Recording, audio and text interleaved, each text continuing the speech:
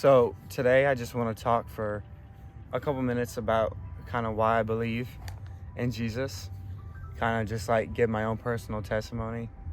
Just because I feel like at least today in today's society, giving the testimony that you have and just sharing that is much more powerful than just trying to get in a fact war with someone, trying to prove the Bible. And not saying that that can't happen, because you can prove, you can't prove, but you can put up tons of evidence for why the Bible is actually real, statistically, just all that stuff. There's so much you could go into, but getting a person to believe is a lot more based off of experience in your life, and I think that is the greatest, way you can get someone to Christ. So I'm going to talk about just kind of like why I believe in Jesus for a couple seconds, and why Jesus has kind of shown himself to me. I'd say probably the best miracle I've ever been a part of was, so sophomore year I was going into a kids camp to be a counselor. And there was this family I was really familiar with. I liked their family a lot, and I liked their three boys. I think they kind of looked up to me, just that kind of thing. Their names were Caden, Timothy, and Samuel. And Caden had really, taken a liking to me, just because, we'd play around a lot, play with football or whatever. And he had been diagnosed the previous year with diabetes, and which was a really awful situation, just for his family. It sucks. And we went to kids camp, and what shocked me about him and inspired me in my faith was just, there's a 7-year-old kid who every altar call, every time we're up at the front praying, would just be like this.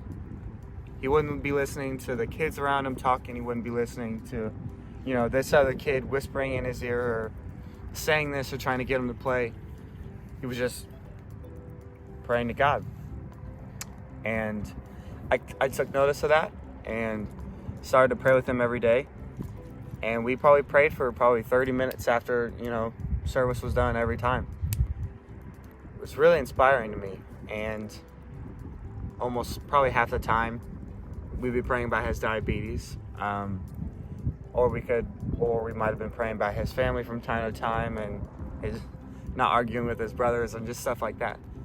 But the next week I went to Colorado just as a vacation, kind of with a bunch of guys from my youth group, and the kids pastor went just because he has 2 boys about my age, and we were having fun, and I'm not really thinking about what happened the previous week.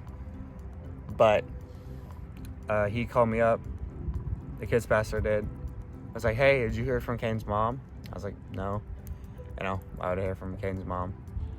And he told me, he was like, well, Caden's mom and Caden went to the doctor just yesterday. And they were going to check his blood work out, going to get some new medication and all that stuff. And Caden was like, hey, can we do a blood work test? Just check. And sure enough, they checked it out. His blood work was clean. There was no diabetes. It was like he had never had diabetes. So they took him off all his medication. The doctors were confused. They were like, hey, I don't know, but he doesn't have diabetes anymore. And hearing that in the middle of Colorado was like, it was something else, man. It was something else. Jesus really showed me why, or not really why, but Jesus kind of showed me that he's real. I had faith the whole time that he was, but as you start to get older, you start to see, and God starts to show you why he's real. And that was really powerful to me. because sometimes it can be hard to believe when you don't think God's showing you, but then he does, and it's great. And I feel like that's the main way that God will show us that he's real to us, is he'll show us through a miracle or just speaking to us. He'll show us that he's real if you're willing to listen, if you're putting in the effort. I see people that aren't Christians or lukewarm Christians or all these different people all the time, and going like, hey, I don't believe in a God. If God's real, then where is he? I don't see him. Why doesn't God do this for me? Why doesn't God do that? And I think the main thing that they don't understand is that God made us to choose him. If you're not a Christian, or if you're not putting in any effort, why is God going to show himself to you? God wants us to choose him. God needs and wants from us effort. Just imagine if you have a friend that, I'm sure you guys do have friends like this, that you always have to put in the effort for them. You always ask them to hang out. You always ask them to do this or that. You always text them. That doesn't feel good. It's not a true friendship. If you feel like you're making him, or you're making that person be your friend, it sucks. It sucks. And that's the same way we are with God. When we don't put in any effort, when we don't believe in him, when we don't do all these things, why is God going to put in the effort? Why is God going to try to make you believe when you're not willing to choose him?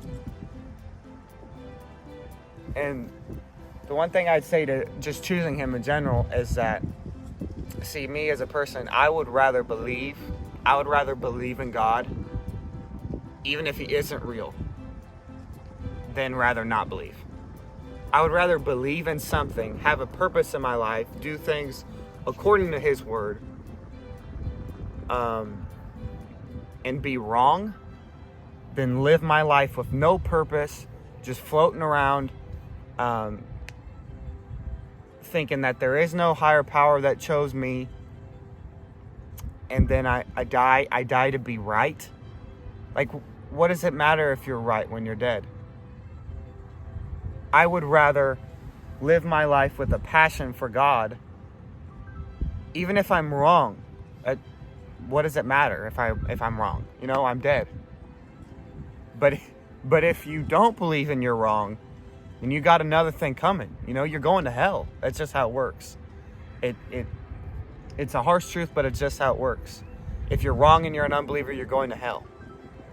But if you're wrong and you are a believer, then just whatever, And if you're right and you're an unbeliever, then it's just whatever too, But if you're right and you're a believer, then you get to go to heaven. The good far outweighs the bad when you're a Christian, when you believe in something. Far outweighs it. So I think each and every person has to make that decision, and you will. Each and every person has a decision at some point to believe in Jesus or to not believe in Jesus. And I encourage each and every one of you to at least try, put in the effort, and I promise in some way he'll show himself to you. I promise. You have to put in that effort. You have to, first off, you do have to believe, and then you have to put in some effort, and I promise he'll show you in some way. But yeah, why would you not, really? Why would you not at least try? You have a long life. It's a long time, You have a lot of different times in your life to do whatever you want, so why not at least give it a shot? Just give it a shot and trying to believe in Jesus and doing what he says. And you'll see how much better it is. You'll see God showing you how he's real. But yeah, I'm gonna try to fish a little, see if I can catch something. But thank you guys. Last video did really well. I appreciate you guys watching, and